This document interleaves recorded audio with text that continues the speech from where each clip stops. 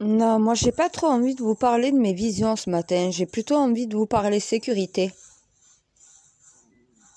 Mais ça va aller, mon Dieu. J'ai pas envie de faire ça. Pas la famille Arujo.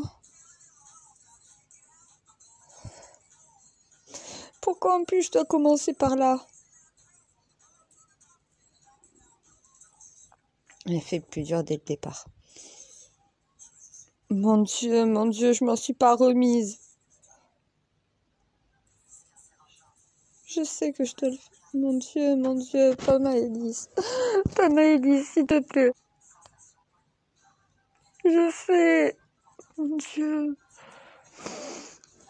La famille Aorudio, je suis vraiment désolée, je suis obligée de le faire, j'ai pas le choix, c'est dans les ordres de mission.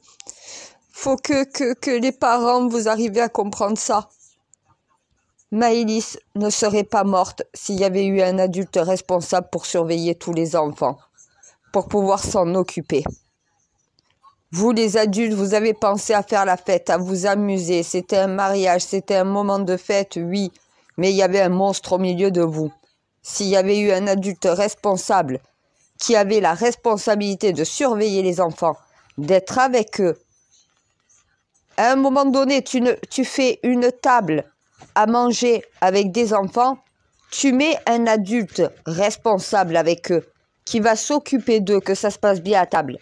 Quand ils sont en train de danser, tu as un adulte qui les garde réunis, qui s'en occupe, qui s'en charge. Aucun adulte ne s'est occupé réellement des enfants. C'est pas de jeter un coup d'œil qui assure la sécurité des enfants. C'est d'avoir un adulte responsable qui est là avec eux et qui les surveille, qui leur dit non, tu vas pas là, non, tu fais pas ça. Maëlys, viens ici s'il te plaît. Nordal-Hollandais, quasi personne le connaissait. Cette jeune fille, cette petite fille, parlait à un homme qu'elle connaissait pas, ça n'a choqué personne parce que personne surveillait les enfants en réalité. Je suis désolée. Je sais que je dois le faire, mon Dieu, c'est horrible. Les joggeuses mortes, c'est pas fini, je suis désolée. Les familles qui ont perdu des joggeuses mortes, c'est parce qu'elles sont allées courir toutes seules. Et que dans une société comme la nôtre à l'heure actuelle, on ne peut plus aller courir toute seule. Qui tu vas rencontrer sur ton chemin? Va courir dans un bois, tu vas rencontrer le méchant loup. Voilà, fais attention de ne pas te faire manger. Je suis désolée, je suis vraiment désolée. Mon Dieu, je sais qu'il faut cette prise de conscience, je sais, j'ai pas le choix.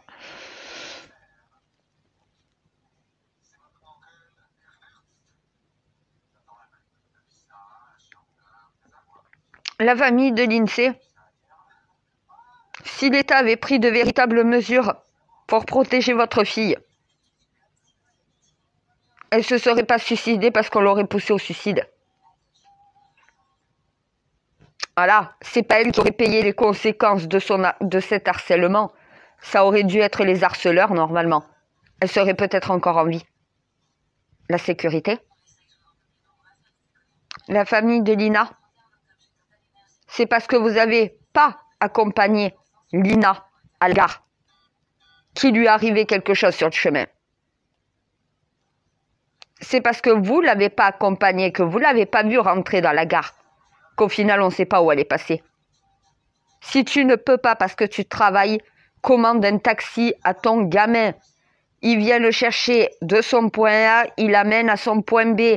Tu peux même au moment où tu commandes ton taxi, demander à ce que l'agence t'appelle pour te dire que la jeune fille a bien été déposée. C'est une mineure sous la responsabilité de parents, d'adultes.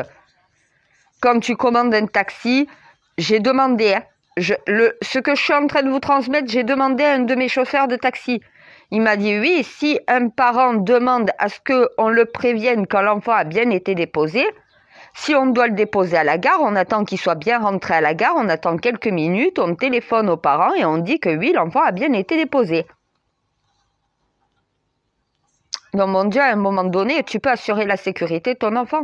Assure-toi que quelqu'un de confiance, quelqu'un puisse la déposer. Elle a 15 ans. On ne peut pas laisser une enfant de 15 ans en 2023 avec tous les monstres qu'il y a dans la société, avec l'impunité que ressentent certains. Certains se croient permis de tout ce qu'ils veulent. Trop de libéralisme, au final, les gens n'ont plus de limites. Regarde, j'ai essayé de faire comprendre. On me dit, mais quelqu'un qu'elle connaît, par rapport à la vision. Quelqu'un qu'elle connaît, ça veut dire quoi? J'ai dit, non mais oubliez la famille. Ça aurait été quelqu'un de sa famille, la réaction de Lina, dans ma vision, n'aurait pas été la même. C'est pas quelqu'un de la famille. Moi, je vois plutôt, exemple, un voisin qui, vu que Lina change, c'est pas parce que j'ai essayé de faire... Non, j'ai pris cet exemple. Je lui ai dit, regarde, à son ami, je lui ai dit, regarde, si au final, il y a un voisin qui connaît Lina depuis toute petite, Lina a grandi, elle a 15 ans, elle est dans une période d'adolescence, de puberté, elle commence à avoir la poitrine, elle commence à devenir femme. Un homme qui la connaît depuis toute petite, qui la voit changer, qui la voit se métamorphoser en femme, peut faire une obsession sur elle. Elle, pour elle, elle va voir que son voisin, quelqu'un à qui elle a confiance, elle le connaît depuis qu'elle est toute petite. Mais elle ne s'est pas rendue compte au final que cet homme, son changement physique, peut au final l'attirer et au final l'obséder. Elle ne va pas voir le danger, puisque le danger est dans la tête du voisin, qui au final est excité par la petite qu'il a connue depuis longtemps et qui est en train de se transformer comme un papillon en jeune fille, en jeune femme. Elle m'a dit, mais c'est un voisin. Je lui ai dit, non, mais je te montre l'exemple. Ça peut être aussi le meilleur ami d'un ami à elle, le frère d'un ami à elle. Ça peut être aussi une femme qu'elle connaît depuis longtemps, mais qui est en conflit avec sa mère. Donc voilà, elle prend pas compte du conflit. Au final, dans la voiture, l'autre, elle pète. Ça peut être plusieurs hypothèses. Mais cette jeune fille à 15 ans ne peut pas identifier le danger comme un adulte. Et c'est ce que j'essaye de faire comprendre. C'est aux adultes d'identifier et d'anticiper tout danger pour leurs mineurs. C'est horrible ce que tu me fais faire parce que cette famille attend des réponses. Et c'est comme si tu étais en train de me dire, dis-leur qu'ils ont une responsabilité. Non, parce qu'ils ne peuvent pas imaginer le pire. Je sais, mon Dieu, je sais que c'est pas ce que tu es en train de me faire dire. Je sais, ils peuvent pas imaginer le pire, mais il va falloir commencer à imaginer ça. C'est ça que tu essayes de faire comprendre. Si cette joggeuse était accompagnée d'autres joggeuses, si tu faisais du footing ensemble, t'assures la sécurité à plusieurs. C'est plus compliqué de s'attaquer à 2 femmes ou 3 femmes que de s'attaquer à une seule. Il suffit qu'une seule arrive à s'échapper et à lancer l'alerte et t'es foutu, t'es obligé de partir. Tu peux pas aller jusqu'au bout de ton délire. Et l'union fait la force, voilà. Une femme, elle n'a pas la capacité physique d'un homme. Face à un homme qui est complètement fou et qui a qu'une envie, c'est de la violer et de la tuer, une femme ne fait pas le poids physiquement. Toutes les femmes ne font pas le poids. Oui, voilà. Ça dépend desquelles. Ça dépend quel entraînement tu as reçu, c'est ça? Voilà. Ah ben, une femme militaire, une femme soldat, c'est un bonhomme. Elle se bat comme un homme. Une boxeuse, voilà, à un moment donné. Des boxeuses ont mis au tapis des hommes qui ont tombé des hommes bien plus gros que eux. Voilà. Mais nous, les femmes, on va se servir de la force de l'adversaire, ce que l'homme est moins capable de faire. Parce que l'homme utilise ses muscles, la testostérone, nous, on utilise notre cerveau. On sait qu'on ne fait pas le poids physiquement, donc qu'est-ce qu'on va faire? On va chercher justement à faire le poids en se servant de l'adversaire. Pareil, plutôt que de faire de l'éducation sexuelle à l'école, plutôt leur apprendre à faire des arts martiaux, du self-défense, permettre aux mineurs de pouvoir se défendre en cas d'attaque, en cas de viol, en cas qu'ils se fassent enlever. À un moment donné, vaut mieux apprendre ça qu'apprendre à baiser à nos enfants. Apprendre à nos enfants à se défendre. Combien d'enfants sauraient se défendre face à un pédophile? Plutôt que d'apprendre à changer de genre, ou à, si tu aimes les garçons, si tu aimes les filles, Plutôt que d'apprendre au final à comment enfiler une capote, plutôt apprendre à nos enfants à savoir se défendre en cas. La mère de Lina, elle a une culpabilité, je sais, c'est pour ça que tu essayes de lui faire comprendre que la culpabilité qu'elle ressent, c'est ça. Elle se dit, mais pourquoi j'ai pas pu l'emmener à la gare? J'aurais dû l'amener à la gare. J'aurais dû au final, peut-être, donc voilà, demander à quelqu'un de l'amener.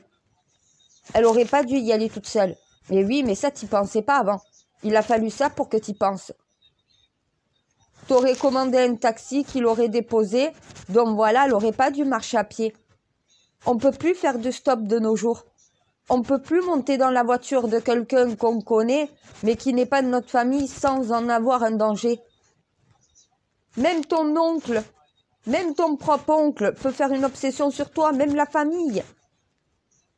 On doit pouvoir anticiper, analyser le moindre danger. Parce que si cette jeune fille lui arrivait quelque chose, de la vision que j'ai eue, elle n'a pas ressenti du tout le danger. Elle était en confiance totale. Et s'il faut, c'est peut-être cette personne qui lui a fait du mal, j'en sais rien. Mais à un moment donné, voilà, j'essaye de faire comprendre que le danger est partout. Si tu veux pas qu'il arrive malheur à ton enfant, anticipe tout risque. Ne sois pas non plus surprotecteur, n'empêche pas ton enfant de vivre. Tu l'empêches pas d'aller à la gare. Tu trouves un moyen pour qu'elle y aille en toute sécurité. Mais dans toutes les enquêtes comme ça, c'est un problème de sécurité. On est dans une insécurité totale. Les monstres sont à chaque coin de rue. La personne qui te fait des sourires tous les jours peut être celle qui va te tuer. Même ton compagnon peut être un meurtrier. À un moment donné, on doit apprendre à savoir se protéger, anticiper tous ces problèmes-là. À un moment donné, quand une femme est battue, que le mari quitte le domicile, elle doit être en lien constant avec la police, avec un système de sécurité. Donc voilà, ils doivent intervenir immédiatement et mettre celui qui est revenu à la charge, donc voilà, directement en prison. C'est un danger. Plus on va le tenir écarté de cette femme, plus cette femme restera en vie en réalité. Le but, c'est mettre en sécurité la société. S'il a ce comportement-là sur cette femme-là, il va l'avoir sur les autres. On attend quoi? Qu'il y ait un meurtre? Ou on l'empêche de nuire? À un moment donné, vaut mieux des fils de pute en prison qu'en liberté. Hein. Si la personne risque de buter quelqu'un, vaut mieux qu'elle soit privée de liberté et que ceux qui, au final, n'entendent pas la vie des gens vivent en paix entre eux. Mais c'est ce que le peuple veut en plus, hein. Le peuple ne les veut pas dans la société. T'as tué. Pourquoi on doit te réintégrer? Pourquoi tu dois revenir dans notre société? T'es un tueur. T'es un criminel. On peut pas faire confiance à un criminel. T'as tué, t'as tout niqué, tu as foutu ta vie en l'air. Personne ne te fera plus jamais confiance. T'as violé une femme. Mais quelle femme voudrait d'un violeur dans son lit? Quelle femme voudrait en réalité d'un mec qui viole les autres femmes? Même si tu aimes un homme, comment tu peux accepter que déjà ton mec te trompe, mais en plus que ton mec te trompe en violant des femmes? Mais moi, je le tue. J'ai un mec, je sais que c'est un violeur, que c'est un prédateur. Donc voilà, je préfère aller en prison parce que j'ai buté un criminel, mais il fera plus de mal à aucune autre femme. C'est ma responsabilité, c'est mon mari. Non, combien il y en a qui défendent leur mari alors que ce sont des criminels? Tu peux pas défendre un criminel, il a dépassé la limite que les humains n'ont pas le droit de dépasser. Pédophile, violeur, assassin, il n'y a pas de pardon. Il y a la perpétuité incompressible. Tu as commis un des châtiments que tu n'as pas le droit de commettre. Tu n'es pas Dieu, tu n'es pas au-dessus de l'humanité. Tu n'as pas tué quelqu'un, tu n'as pas violé quelqu'un et tu n'as pas touché un enfant. Si tu fais ça, c'est la prison à perpétuité. Tu n'as pas de deuxième chance. Tu peux pas avoir de deuxième chance pour ça. On ne peut pas réintégrer quelqu'un comme ça. Réintégrer quelqu'un comme ça, c'est lui donner la possibilité de recommencer. Très peu sont capables d'arrêter en réalité. Quand tu as goûté à ce pouvoir-là, t'en redemandes en permanence. La preuve, Nordal Lelandais, voilà. Il prend en stop Arthur Noyer. Arthur Noyer, mort. Il va dans un mariage. Il voit une gamine qui est peut-être plus souriante plus accessible que les autres. Il s'en approche, il voit qu'elle n'a pas peur, qu'elle lui répond. Au final, il la manipule, personne la surveille, cette gamine, et au final, elle est partie avec lui. Il a tué les deux de la même façon. De la même façon. Ça veut dire que lors du crime, c'est le même procédé d'exécution. Par contre, les victimes, il n'a pas de stéréotype de victime. Ça peut être un jeune homme militaire comme une petite fille, donc voilà, dans un mariage. À un moment donné, et oui, voilà. Ah, mais lui, il est mort. L'État le laisse sortir de prison, il est mort.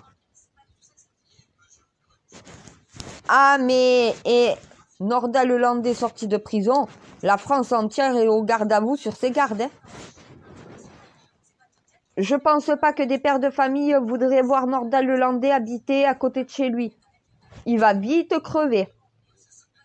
Ah mais soit tu pars dans un bled complètement perdu au milieu de la campagne et t'élèves des chèvres et tu te montres pas, tu te fais complètement oublier.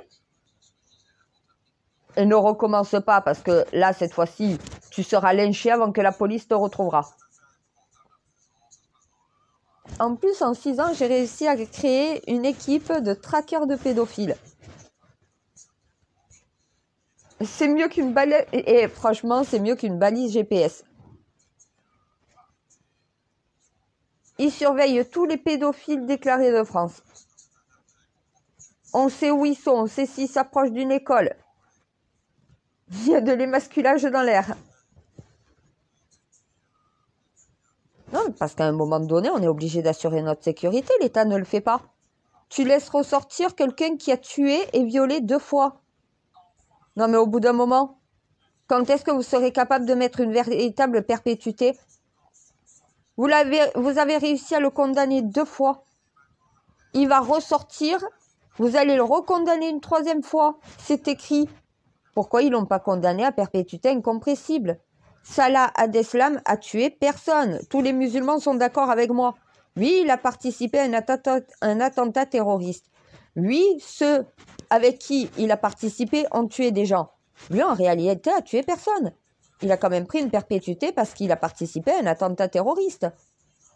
S'il a fait une fois, on ne va pas lui laisser la possibilité d'attaquer à nouveau une 2e fois. C'est pas parce qu'il a fait qu'il n'a pas fait de mort la première fois qu'il n'en fera pas la 2e. Voilà, il a quand même participé à un attentat terroriste où il y a eu des morts. Il a une part de responsabilité. C'est pour ça qu'il a été condamné à perpétuité. Nordal Lelandais a tué 2 fois, a violé 2 fois un militaire qui était au service de la France et une petite fille dans un mariage. Ils attendent de quoi, la justice, pour mettre une véritable perpétuité ? Si tu le mets pour un Salah Abdeslam qui a tué personne, alors pour Nordal Lelandais qui a tué à 2 reprises, qui a violé à 2 reprises, qui en plus est un pédophile, parce que Maëlys est une enfant, donc au bout d'un moment, on laisse ressortir cette personne-là. Mais les humains sont pas cons.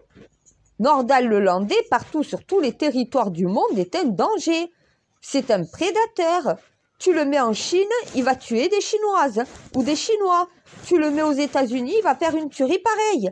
C'est un criminel, sa place est derrière les barreaux. Un diable, c'est dans sa boîte, c'est dans sa cage.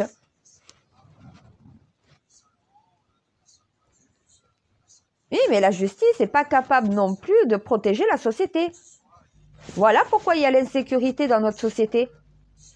Les femmes ne peuvent plus sortir toutes seules. Les mineurs ne peuvent plus faire de la route toutes seules. Les parents doivent aller chercher leurs jeunes enfants devant le bus.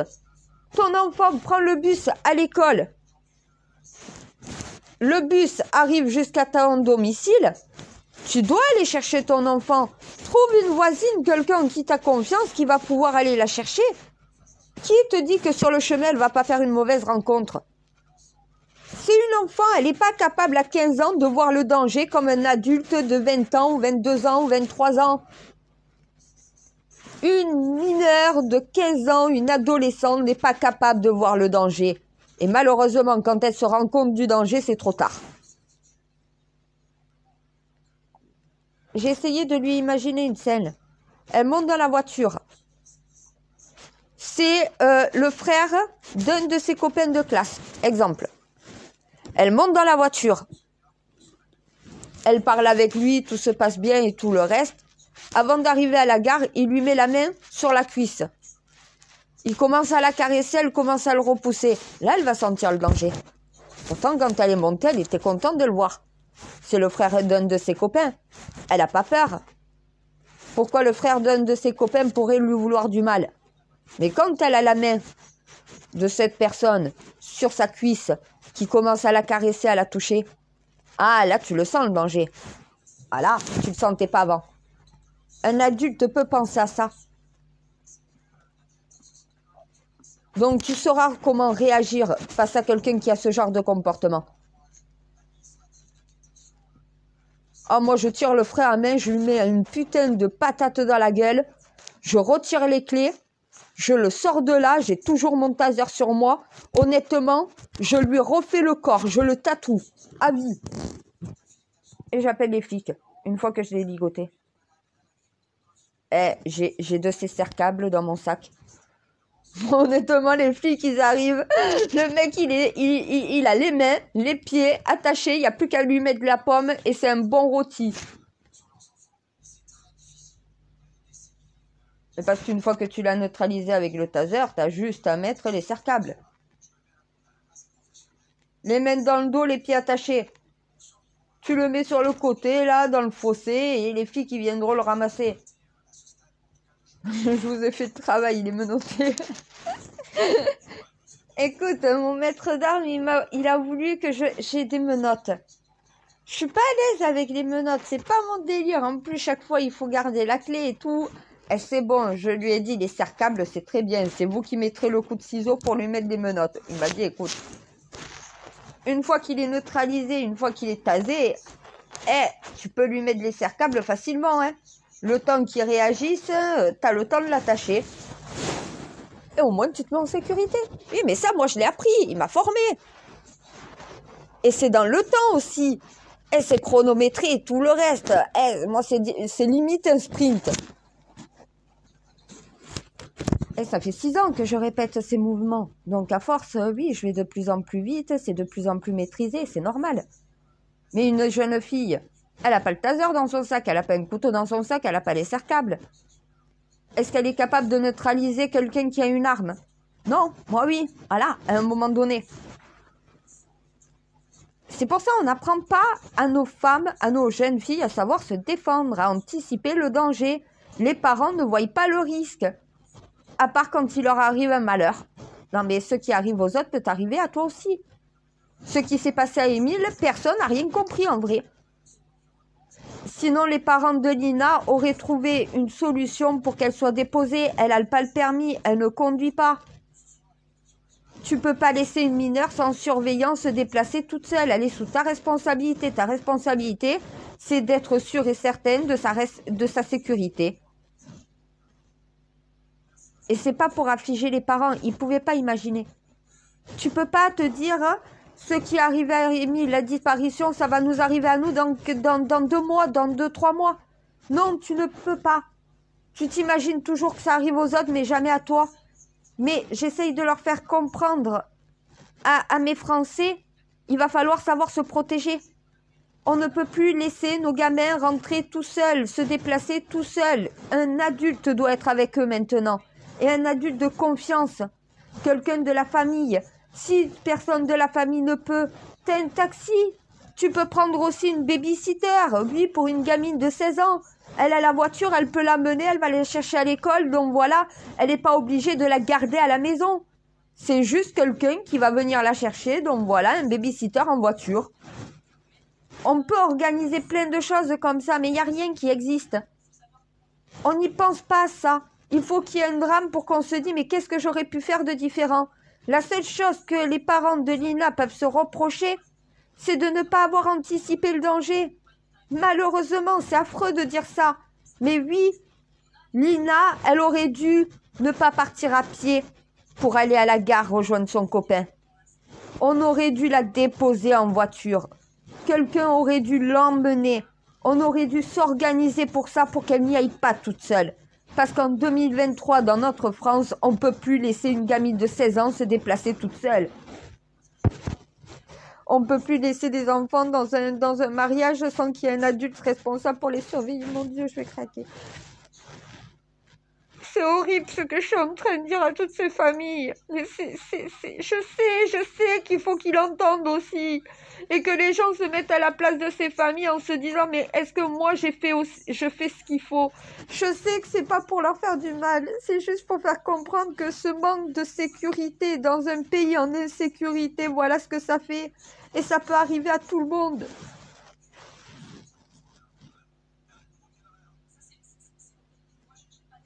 Non, je craque pas, je craque pas. Je pense à la prochaine victime. Non, mais chaque fois. Et j'adore. Mes Templiers me disent, t'avais raison, t'as dit dans 2-3 mois, prochaine victime. Même boîte, voilà. Je l'ai dit après Émile. Regarde. Il me dit, chaque fois que tu dis quelque chose, t'as toujours raison. Mais qu'est-ce que j'aurais aimé avoir tort de dire il n'y a plus de crimes, il n'y a plus de disparitions, il n'y a plus tout ça. Mais non, voilà, on est en insécurité totale. On ne peut pas laisser nos enfants se déplacer tout seuls. Même du chemin du bus jusqu'à la maison, il peut leur arriver quelque chose. Tu dois t'assurer qu'ils soient bien rentrés. S'ils ne rentrent pas, tu dois déclencher directement l'alerte. Et directement, la gendarmerie, la police doit faire des recherches. Si elle va bien, c'est des recherches peut-être faites pour rien, mais c'est pas du temps perdu, on sait qu'elle va bien. Vaut mieux les faire plutôt que de ne pas les faire, les recherches immédiates. Mais il faut un lien. Moi, ma mère, elle a toujours... ma mère, elle est venue... ma sœur, elle allait la chercher à l'école. Ma sœur ne rentrait pas toute seule à pied jusqu'à la maison. Elle venait la chercher à l'école. Quand il faut l'emmener quelque part, c'est elle qui la dépose. Ma mère, elle a toujours fait ça. Voilà pourquoi il nous est rien arrivé.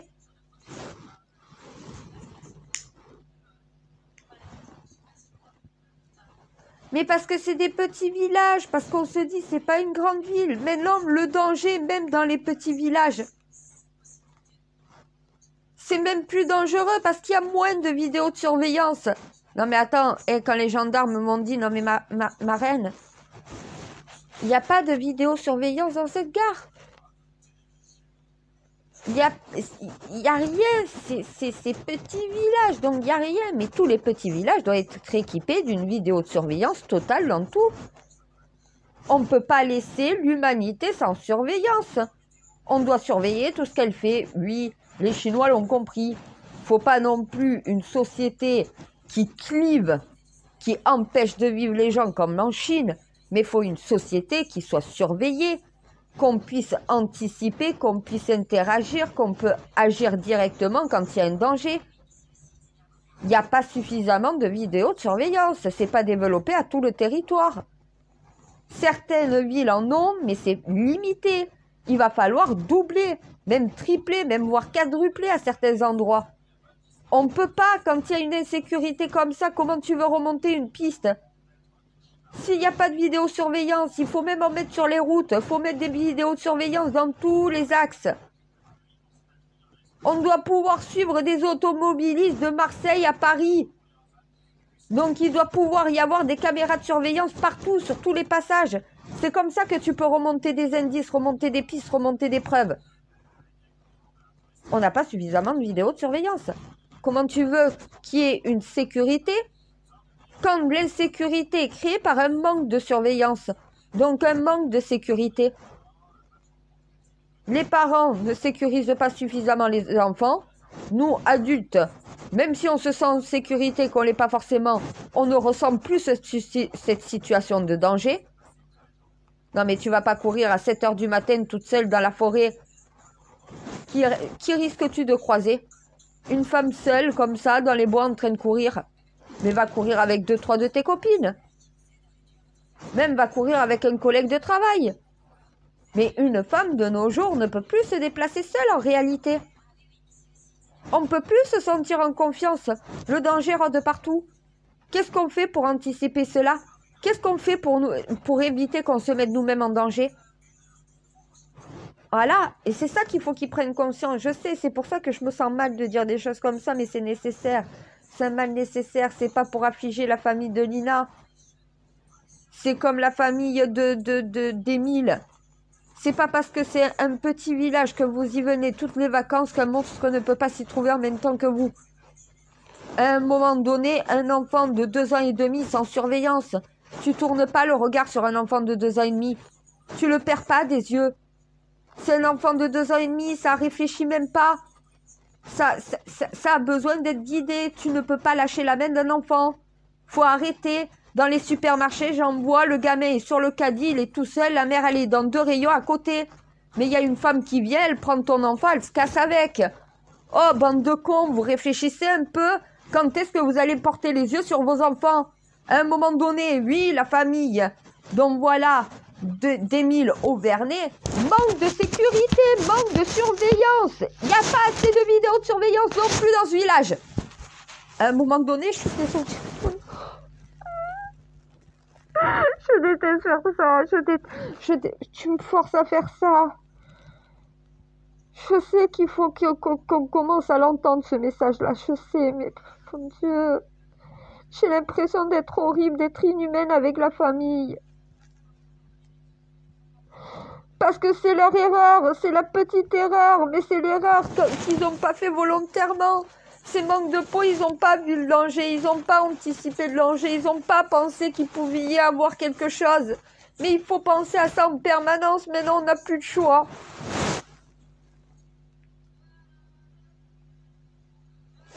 Et il faut arrêter l'éducation sexuelle et commencer à prendre l'autodéfense, le self-défense à nos enfants. Savoir se tirer d'une situation de danger, parce qu'ils ne savent pas le faire.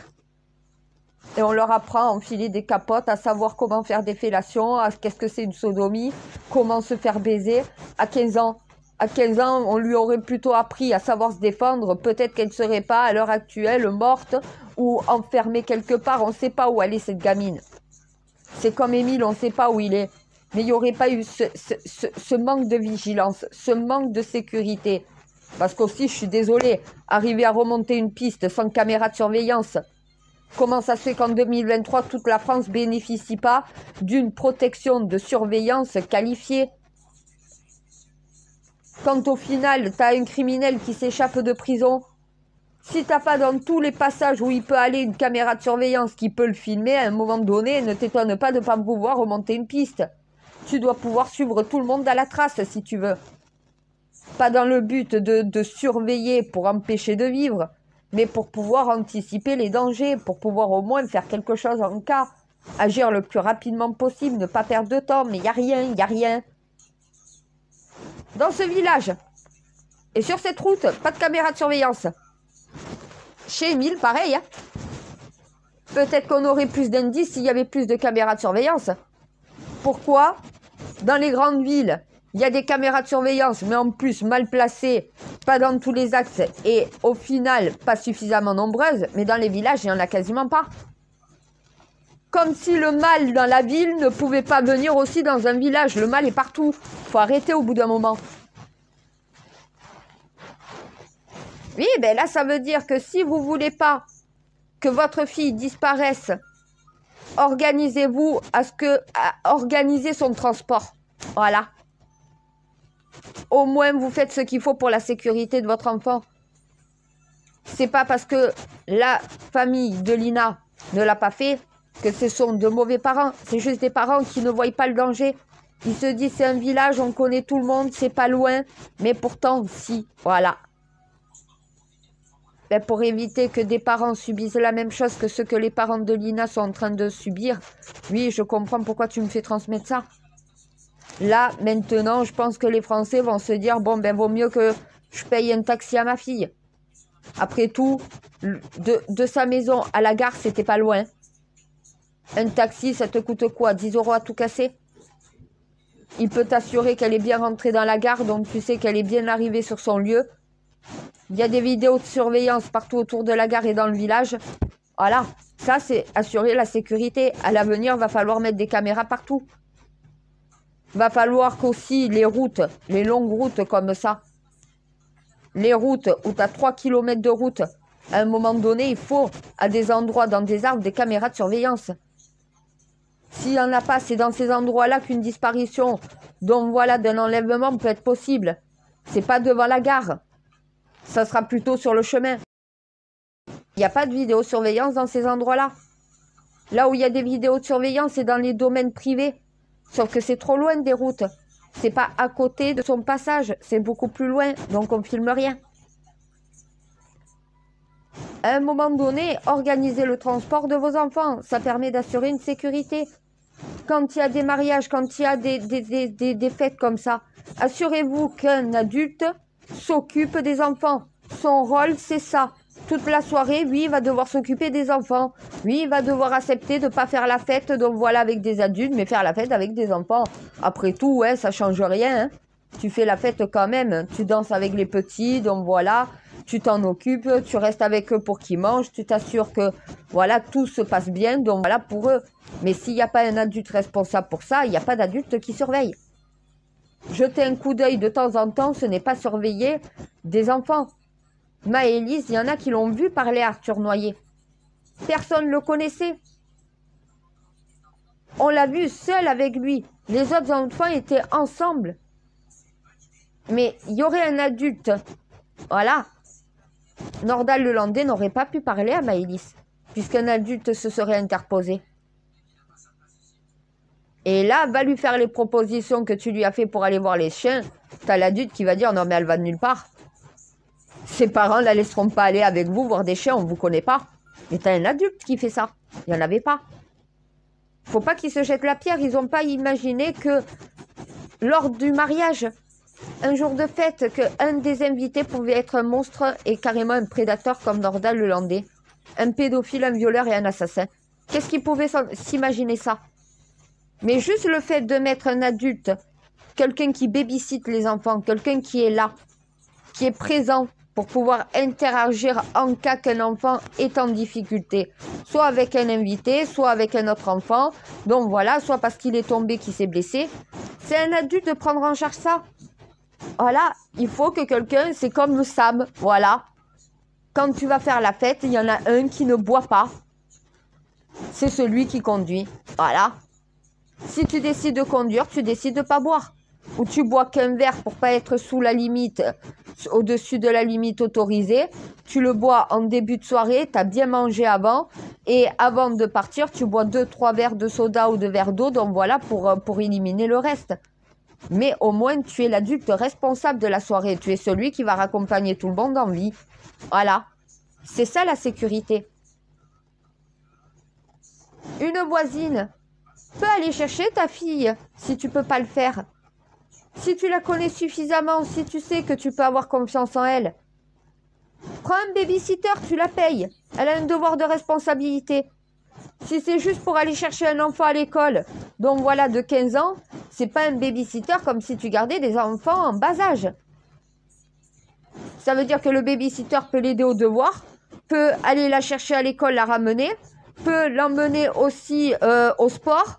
Tout ce que tu peux pas faire, un adulte de responsable que tu prends pour assumer la responsabilité en ton absence, va faire le travail que tu lui as demandé. Il y a un adulte qui est là pour assumer. Là, cette jeune fille de 15 ans n'est pas une adulte. Elle ne peut pas réagir comme une adulte. Elle ne peut pas anticiper le danger comme une adulte. Elle a 15 ans. Parce qu'on voit nos enfants plus matures que ce qu'on le pense en réalité. Oui, matures sur leur sexualité, matures sur leur façon d'acheter, sur la technologie, sur beaucoup de choses. Mais sur le danger, même à 15 ans, tu n'as pas... Alors, il y en a qui sont prudents, qui ressentent le danger. Mais parce qu'il y a des parents qui sont protecteurs et qui assurent une certaine sécurité, donc l'enfant prend cette conscience. Quand les parents se sentent en sécurité totale là où ils vivent, et qui n'imaginent aucun danger, ben oui, c'est là que l'enfant devient en danger. Parce qu'au final, cette insécurité qui existe n'est pas visible, n'est pas imaginée. On ne peut pas s'imaginer un seul instant que ton enfant va se faire enlever, va se faire assassiner, va disparaître. On le voit dans les infos, on sait que ça arrive, mais on se dit, c'est pas sur moi que ça va tomber. Et là, la famille de Lina est en train de comprendre que si, ça tombe sur tout le monde. Et c'est un problème de sécurité, c'est un manque de sécurité. Donc voilà, cette jeune fille, même avec un taxi, même avec un voisin, même avec quelqu'un, aurait dû être amenée jusqu'à cette gare.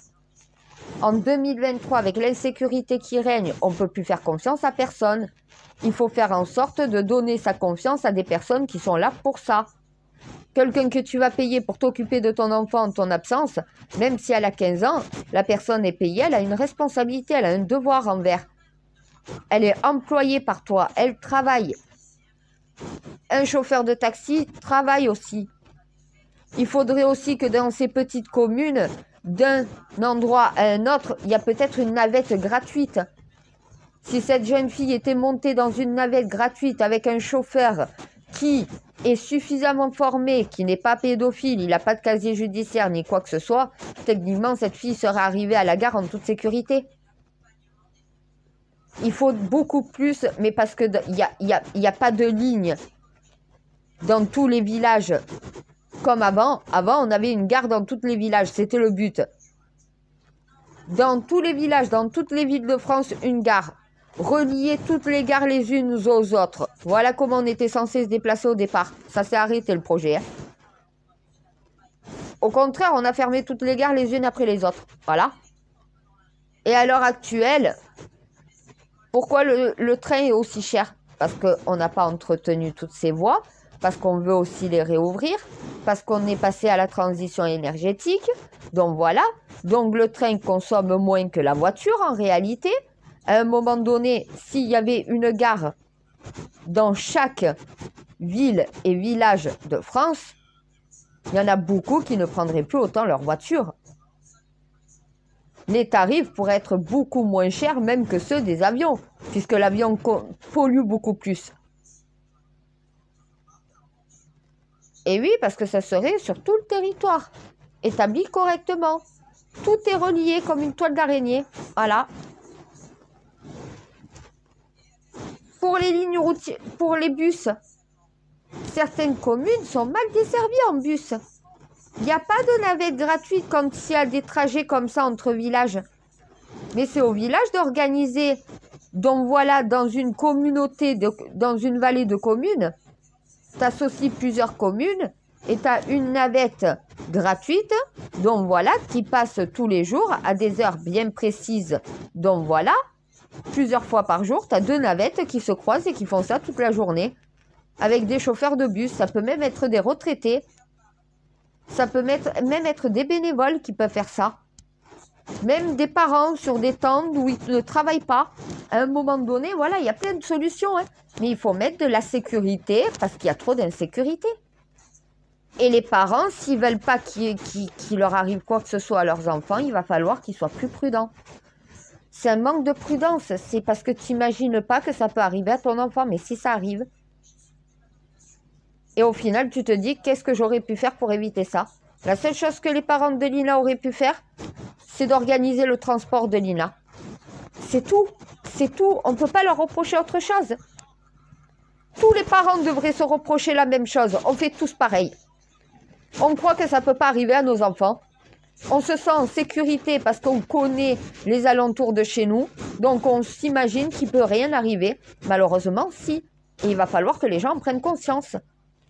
À l'avenir, si on veut éviter ça, il va falloir assurer la sécurité beaucoup plus. Il va falloir que nos gamines de 15 ans ne se déplacent pas d'un village à un autre sans qu'il y ait un adulte pour pouvoir la déposer. On ne peut plus. Dans la société dans laquelle on est, on ne peut plus. À une époque, on le pouvait. Aujourd'hui, on ne peut plus.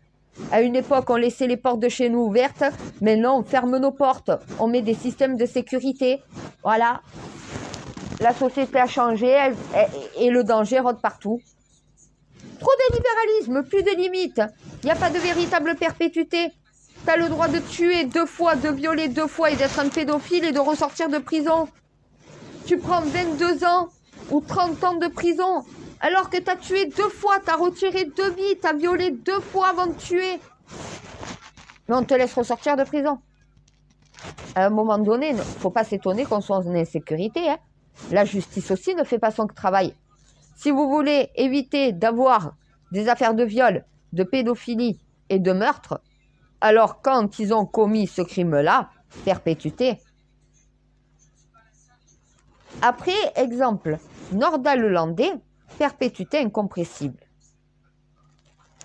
Jonathan Daval, perpétuité avec possibilité de liberté conditionnelle aux 3/4 de la peine. Les 3/4 de la peine, c'est 30 ans minimum. Voilà. Minimum. Ça ne veut pas dire que tu ressors automatiquement au bout de 30 ans. C'est avec possibilité. Tu as la possibilité de demander ta sortie. On peut te l'accorder si ton dossier est validé. Mais sinon, tu resteras en prison. C'est ça une perpétuité normalement. Là, on a une perpétuité avec conditionnel, avec possibilité de sortie. Aux 3/4 de la peine, c'est ce qu'on a, mais on n'a pas une véritable perpétuité incompressible. Nordal-Lelandais, on ne peut pas le laisser ressortir. Jonathan Daval, oui. Mais par contre, s'il se met en couple, qu'il ne retue pas sa femme. Parce que cette fois-ci, c'est perpétuité incompressible, il ne ressort pas. Il aura recommencé une deuxième fois. Pas de deuxième chance. On veut bien comprendre que c'est un crime passionnel. Et on légitime pas le crime passionnel, mais on l'accepte beaucoup plus facilement qu'un crime comme ceux de Nordal-Lelandais. Ça, c'est un monstre. Nordal-Lelandais, c'est un monstre. C'est un criminel. C'est un assassin. C'est un violeur et c'est un pédophile. Les 3 choses que l'humain n'a pas le droit de faire sur Terre, lui les a faites. À 2 reprises. On le laisse à nouveau sortir une 3e fois. Jamais 203, il recommencera. Est-ce que la justice sera cette fois-ci le condamné à perpétuité incompressible? Si la justice n'est pas capable et s'il recommence, c'est les Français qui vont s'en charger. Il est mort. Voilà. Si vous n'êtes pas capable de le garder en prison, eh bien au final, on va le buter. Eh oui, mais c'est ça. Si la justice ne rend pas justice pour le peuple se fait justice soi-même. C'est ce qui se passe actuellement. Hein. On veut de la sévérité pour les délinquants et les criminels. Après, on veut qu'il y ait plus de sévérité sur un Nordal-Lelandais que sur un petit dealer ou sur un Naël. Nordal-Lelandais aurait mérité la balle entre les 2 yeux. Naël, non. Pas pour un refus d'obtempérer. Voilà. Un refus d'obtempérer, tu prends pas une balle dans la tête. Par contre, honnêtement, exécute un monstre, un prédateur comme Nordal-Lelandais, ça fera ni chaud ni froid à personne en vérité. Aucun extrémiste de gauche te dira que Nordal-Lelandais doit ressortir de prison. Aucun. Ils parleront de réinsertion pour des délinquants. Pour certains criminels, pour Daval, ils vont te dire oui, il faut lui laisser une 2e chance. Vous citez Nordal-Lelandais fournirait ce genre de monstres-là, mais même la gauche ne les veut pas dehors. Mais parce qu'un gauchiste n'est pas con.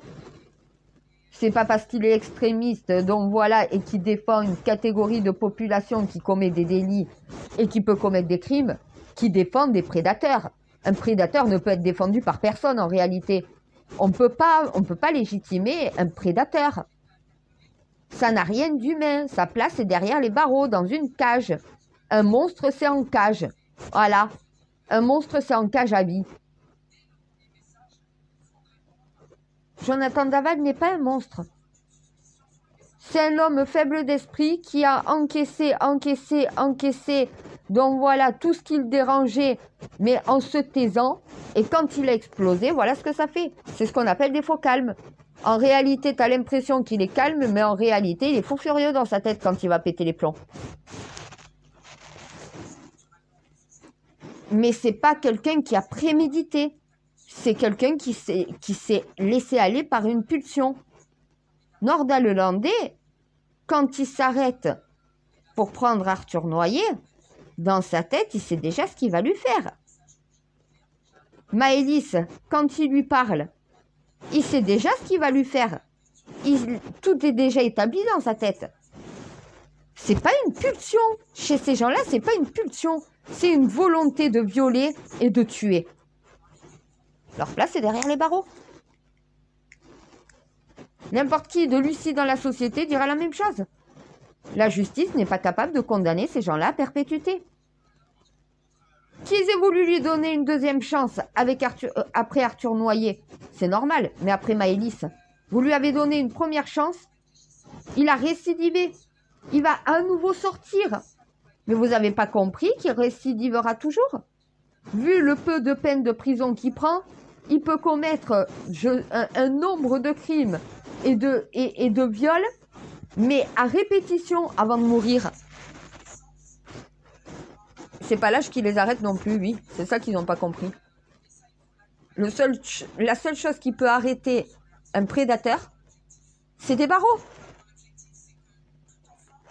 C'est la cellule dans laquelle il va vivre jusqu'à la fin de ses jours et qui nuira plus à personne puisqu'il ne sortira plus de prison. Salah Abdeslam le mérite moins que Nordal Lelandais. Nordal Lelandais va pouvoir ressortir, Salah Abdeslam ne ressortira jamais. À un moment donné, sur la balance, il y a eu un problème dans la justice. Hein. Non pas, je légitime pas et j'innocente pas. Donc voilà, Salah Abdeslam, il a participé à un attentat terroriste qui a fait des morts. Du moment que tu as participé, c'est comme si tu avais l'arme dans les mains. Même si tu as tué personne, certes il a tué personne, mais il a participé, il y a eu des morts, il a ça aussi sur la conscience. Mais comparé à Nordal Lelandais a tué 2 personnes. Ça veut dire que Salah Abdeslam et Nordal Lelandais auraient dû avoir la même peine en réalité. Pourquoi on met cette peine à un terroriste, mais on ne met pas la même peine à un prédateur sexuel, violeur et assassin en série? L'insécurité est là. Si la justice n'est pas capable d'enfermer ces monstres en prison, ils recommenceront. Il y aura à nouveau des victimes. Tu veux pas qu'il y ait de victimes? Ne les laisse pas ressortir. Il n'y en aura pas d'autres. Il y en aura des nouvelles parce qu'il y aura des nouveaux prédateurs. Mais à un moment donné, plus tu vas mettre les prédateurs en perpétuité en prison, moins il y en aura. Les Américains, c'est en train d'être prouvé. Ils me l'ont dit, tu as raison. Avec la méthode judiciaire que tu nous fais appliquer, on arrive à contrôler la situation, à réduire. Et là, maintenant, il faut qu'on s'occupe de la psychiatrie chez nous. Ah ben oui, il y a un gros problème de santé, de psychiatrie chez vous. Les gens ne peuvent pas se soigner. Merci Trump. Ah ben oui, mais Biden est censé redresser la barre. Va falloir qu'il active. Hein. Ah, il va falloir que les Américains puissent se soigner.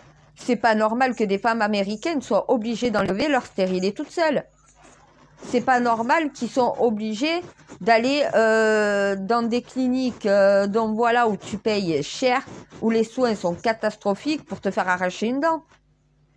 Ils peuvent pas se soigner en Amérique. Le système Trump sert le capitalisme, mais ne sert pas la santé des citoyens. Il faut venir en arrière, il faut revenir en arrière, il faut remettre un système de sécurité sociale et il faut faire participer les Américains pour que ce système de sécurité sociale tourne comme le nôtre. Mais les ordres de justice que je leur ai fait appliquer, c'est ce qu'on n'a toujours pas appliqué chez nous. Il va falloir le faire.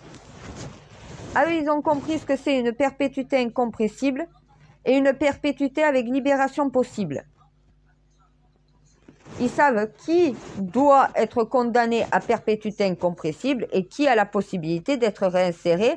Donc voilà, parce que le crime n'est pas équivalent à ce qu'un prédateur est en réalité. Ils ont beaucoup plus de prédateurs que chez nous, puisqu'ils ont une très mauvaise gestion de tout ce qui est la psychiatrie chez eux. Nous, on manque de place, on manque de personnel. Et on n'a pas fait plus évoluer la psychiatrie que ça. Mais c'est pas au niveau non plus qu'il y a en Amérique. Par contre, en Amérique, ils sont en train de redresser la barre avec la justice. Les gens ont beaucoup moins envie, donc voilà, de commettre des crimes, parce qu'au final, il y a la perpétuité incompressible, parce qu'au final, tu es privé de liberté, parce que ça devient systématique là-bas, et qu'au bout d'un moment, le message commence à rentrer. Si tu veux pas passer ta vie derrière les barreaux, si tu veux pas être privé de ta liberté, ne commets pas un crime. Sinon, voilà de quoi tu seras puni. Si tu commets un crime, mais c'est de la légitime défense, t'es acquitté, tu risques rien, c'est la légitime défense. Si tu commets un crime, mais c'est un crime passionnel, ou c'est que t'es jeune, les Américains n'ont pas trop envie de mettre une perpétuité incompressible à un mineur. Donc il met une perpétuité avec libération possible. Ça veut dire que c'est à l'institution judiciaire de faire en sorte que l'enfant qui est assassin soit repris en main et soit débarrassé de toute cette Voilà, c'est ça. Ça veut dire que la libération possible, c'est que quand ils se sont assurés vraiment que la personne ne représente plus un danger ni pour elle ni pour les autres. Mais ceux qui représenteront toujours un danger, ils ne ressortiront jamais. Ils ont construit des prisons, eux. Donc ils peuvent mettre beaucoup plus de personnes en perpétuité avec possibilité de sortie et possibilité de rien du tout. C'est perpétuité incompressible, tu ne ressors plus. Ils ont mis aussi les courtes peines. Ils ont mis les travaux d'intérêt généraux. Tout ce que je leur ai dit de faire, ils l'ont mis en place. Ils commencent déjà à en voir les effets. Voilà, 6 ans. 6 ans pour commencer à en voir les effets. Qu'attend la France? Ah, mais les Américains, c'était pire que nous. Au bout de 6 ans, regarde ce que ça donne. Ils sont en train de réguler la criminalité dans leur pays. On attend quoi? De se retrouver comme l'Amérique au moment où ils ont pris les ordres? On va les prendre maintenant, on va appliquer le système qu'on doit appliquer mondialement en plus. Mais dans tous les pays du monde, il va falloir qu'il y ait ce système-là. Il va falloir sortir de la société tous ceux qui sont criminels et les garder enfermés. Ils vivront entre eux et nous, on vivra entre nous, des gens non criminels. C'est ça l'utopie que tu veux? C'est pas supprimer ces gens-là de la création, c'est pas de les tuer. On n'a pas le droit de leur retirer leur vie. Seul toi, cette possibilité-là. On ne peut pas choisir à ta place. Voilà, ils vont devoir rester en prison et quand la mort viendra la chercher, eh ben ils partiront, ils sortiront les pieds devant. Voilà, ils sortiront de prison que dans un cercueil. Direction la morgue. Ils sont en vie, on n'est pas plus inhumains qu'eux. Ils ont tué leurs victimes. Nous, on les tue pas. Mais on ne peut pas les laisser en liberté dans la société. Ils n'ont pas à se retrouver avec des gens normaux qui ne sont pas assassins.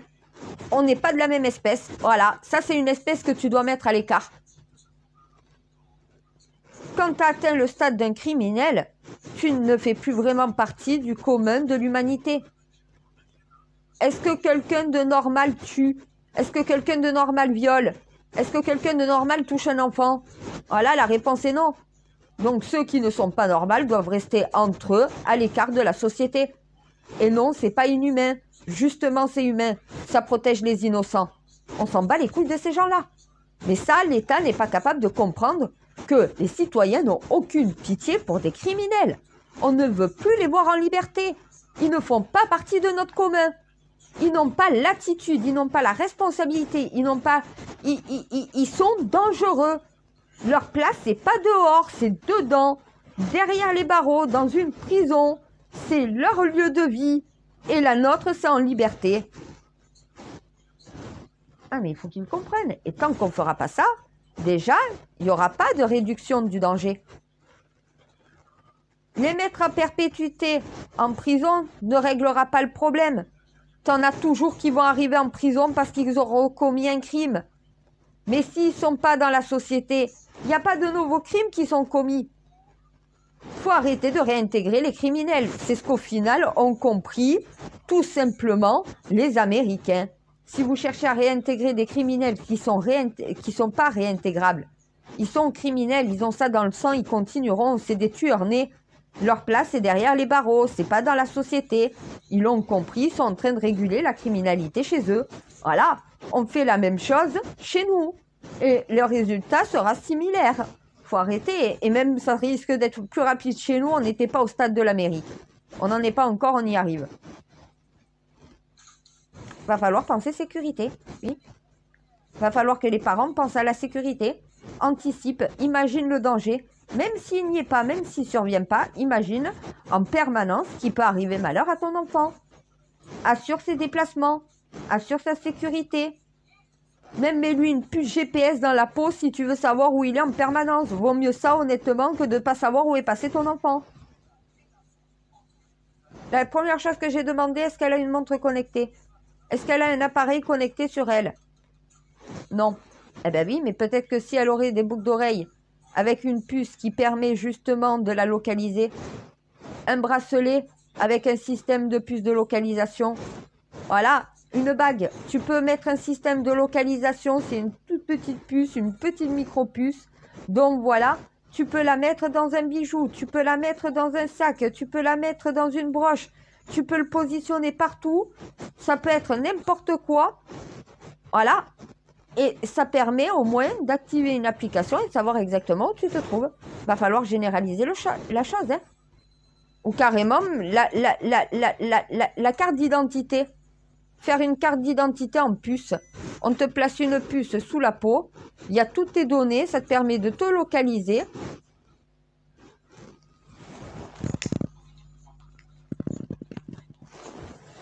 Et seul le médecin sait où la puce est implantée. Elle est non localisable sous la peau. Il n'y a que celui qui t'a posé qui sait exactement où elle est positionnée. Donc en cas, va chercher une puce sur le corps de quelqu'un que tu enlèves. Tu peux pas la localiser. Elle n'est pas visible. Tu peux pas la sentir. Seul le praticien qui a posé la puce sait exactement où elle est implantée. Et avec un détecteur, donc voilà, au-dessus de la peau, tu ne peux pas l'identifier. C'est pas comme une puce pour les chiens. Voilà. Et même pour les chiens, il faudrait faire ça, une puce non détectable. Seul le vétérinaire qui a posé la puce sait exactement dans quelle partie du corps de l'animal, à quel endroit est posé la puce. Quand tu passes un détecteur, un lecteur, tu ne peux pas l'avoir.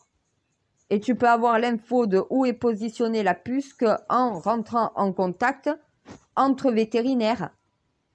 Ce qui empêche les trafics aussi de chiens et tout le reste. Un tatouage, ils arrivent à le modifier, l'effacer. Une puce, ils arrivent à l'enlever, puisqu'ils peuvent la localiser. Voilà. Ah ben, il faut penser à la sécurité. On n'y pense pas. On est en 2023, je crois qu'ils n'ont pas compris dans quel monde on vit. Va falloir penser sécuritaire, et beaucoup plus. La Chine est trop sécuritaire, donc ils ne vivent plus, ils ne respirent plus, c'est trop. Faut un peu plus de souplesse. Pas trop de libéralisme, mais un petit peu plus. Dans des sociétés trop libéralistes comme les nôtres, il faut un peu plus d'ordre, il faut un peu plus d'autorité, un peu plus de sécurité. La Chine est à un extrême, nous on est à un autre. Il y a un juste milieu entre les deux. Petit à petit, tous les pays vont arriver à trouver un équilibre. Les Chinois sont pas malheureux non plus. Mais c'est vrai qu'ils ont l'impression d'avoir moins la possibilité de vivre. Quand ils viennent en France, ils voient la différence. Ils ne voudraient pas d'une société comme la France parce qu'elle n'est pas assez sécuritaire pour eux. Ils sont habitués à vivre en sécurité. Mais par contre, c'est vrai qu'ils disent un peu moins de surveillance, un peu plus de liberté, ça ferait du bien à notre pays. Ça ne serait pas mauvais non plus pour autant si c'est contrôlé, si c'est géré. Nous donner un peu plus de liberté sans non plus aller dans le libéralisme le plus total. Équilibrer, voilà, la sécurité et la liberté, c'est ça. Nous, c'est pareil, il faut l'équilibrer. On ne peut pas faire d'une société hyper sécuritaire. On est un pays libéraliste. Mais à un moment donné, il faut une égalité. Il faut une sécurité qui soit là pour assurer une sécurité, une surveillance en cas de danger, mais pas pour surveiller la population. Il va falloir faire évoluer ça. Les parents ne voient pas le danger, les enfants ne voient pas le danger, pas suffisamment de sécurité, pas suffisamment de vidéosurveillance. La justice n'est pas capable d'enfermer à perpétuité et d'avoir des peines beaucoup plus sévères, donc voilà pour les crimes et les gros délits. À un moment donné, il va falloir changer la façon dont on a à voir la sécurité dans notre pays. C'est défaillant. Les parents sont défaillants pour assumer la sécurité de leur enfant. Ils ne voient pas le danger et pourtant le danger est partout. Ils le savent. Il va falloir penser à comment assurer la sécurité de nos enfants. Comment assurer notre propre sécurité. Ben oui, les Américains y ont pensé depuis longtemps. Ils sont très portés sur la sécurité de nos familles et tout. Je ne vais pas en appeler à armer tous les humains. Mais il va falloir revoir notre procédé de sécurité. La sécurité de nos enfants, la sécurité de notre propre personne, la sécurité de la société aussi. Ça marche en triquetra. Les enfants doivent être protégés. Nous, les adultes, on doit savoir se protéger nous-mêmes et protéger nos enfants. Et l'État doit pouvoir nous protéger et protéger aussi sa société. Quand il y a une défaillance, il y a une défaillance. La triquetra ne fonctionne pas. Les enfants ne savent pas assurer leur propre sécurité. Ils ne voient pas le danger. Les parents connaissent le danger mais ne sont pas capables de le voir et pensent que ça ne va pas leur arriver à eux. Du coup, ils ne mettent pas les moyens nécessaires pour assurer correctement la sécurité des enfants. Mais manque de peau, tu t'imagines pas qu'il va avoir malheur à ton enfant. Tu peux pas t'imaginer ça. Tu t'imagines ça au moment où ça arrive. Faut peut-être anticiper. Et l'État doit pouvoir assurer beaucoup plus la sécurité de ses citoyens. Plus de prisons. Voilà. Quand est-ce qu'elles sortent de terre? Les projets n'ont même pas commencé. On n'a pas suffisamment de place. On laisse ressortir de véritables dangers de prison. On met des peines avec sortie possible pour des prédateurs parce qu'on n'a pas suffisamment de place pour tous les mettre dedans. Mais quand est-ce qu'on construit? Construire un hôpital, on est capable de le faire. Construire, les Marocains, en plein séisme, t'ont construit des hôpitaux. Ne me dis pas que tu n'es pas capable de construire une prison. On a des bâtiments gouvernementaux qui sont fermés au public, qui peuvent servir de prison. On peut créer des centres de redressement, des centres pénitentiaires. On peut créer avec ce qui existe déjà. Pas obligé de partir sur un gros chantier, à faire sortir un gros chantier de terre. Tous les bâtiments qui appartiennent aux Français, parce que tout ce qui appartient à l'État appartient aux Français en réalité. Ça appartient pas à l'État, ça appartient aux Français. C'est l'État qui gère. C'est le patrimoine français, donc ça appartient à tous les Français, le patrimoine. On a des lieux gouvernementaux qui sont fermés à tout public et qui peuvent être réhabilités en centre pénitentiaire. Tu as juste des travaux internes et externes à faire, tu n'as pas à faire carrément toute une structure. La structure existe. Il y a juste des modifications pour en faire une prison, pour en faire un foyer aussi d'hébergement. À un moment donné, à quoi servent tous ces lieux gouvernementaux? On va commencer à construire alors qu'on a déjà ce qu'il faut. Faut juste faire des travaux. Vaut mieux faire des travaux que carrément partir sur un chantier. Il faut plus de places de prison si on veut les enfermer à perpétuité. Il faut des centres pénitentiaires où les gens sont à perpétuité. Ça s'appelle les centres de les prisons de haute sécurité. Mais les prisons de basse sécurité, on peut s'en servir avec les lieux gouvernementaux qui sont fermés au public. On les réhabilite en centre pénitentiaire pour les petites peines. Ce qui fait que pour les prisons de grande sécurité, on les vide. Il n'y a que les longues peines et les peines à perpétuité en prison haute sécurité. Les personnes les plus dangereuses s'y trouvent. Donc les grandes prisons doivent servir pour les grandes peines, pour les plus dangereux. Et il faut faire des petits centres. Ça, nos lieux gouvernementaux partout en France peuvent servir à ça. Et mettre des barreaux à une fenêtre, les maçons savent le faire. Et ça permet d'assurer la sécurité. Les vidéosurveillances sur tout le territoire. Le fait de mettre des navettes gratuites entre villages pour que justement il y ait un transport pour justement des mineurs qui ne peuvent pas se faire amener par leurs parents. Et au moins, il y a un adulte responsable qui s'occupe du transport. Peut-être même une aide dont voilà d'État pour aider les familles qui ne peuvent pas assurer la sécurité de leurs enfants. Une aide dont voilà à l'accompagnement, dont voilà quelqu'un qui va s'occuper du transport de l'enfant, dont voilà qui peut s'occuper des devoirs même d'un enfant de 15 ans. Oui, mais voilà, il faut repenser la sécurité. Et il faut avoir conscience de la sécurité. C'est ça toute la leçon. Merci mon Dieu. J'adore quand tu me fais faire des trucs que je déteste. Parce que c'est dur de dire à des parents, vous êtes en tort. Oui, c'est pas ce que tu me dis de dire, je sais, mais c'est l'impression que ça donne. Et c'est l'impression que ça risque de donner à certains. Non, c'est pas du tout ça. C'est justement faire comprendre. Si ça leur est arrivé, c'est parce qu'il y avait un manque de sécurité. Si vous voulez pas que ça vous arrive et si vous voulez pas qu'on voie à nouveau dans 3 mois une nouvelle victime dans les mêmes conditions, alors il va falloir nous prendre les bonnes décisions et mettre en place les bonnes solutions pour protéger nos enfants. Si vous voulez plus qu'il y ait de joggeuses tuées, faut plus que les joggeuses aillent courir toutes seules. Si vous voulez plus que des enfants se fassent enlever, alors il faut que des transports soient assurés quand les parents ne peuvent pas le faire. Il faut qu'un adulte soit responsable lors des soirées, lors d'anniversaires, lors de mariage. Des enfants, on ne peut pas les laisser sans surveillance. Le mal rôde partout, va falloir en prendre conscience.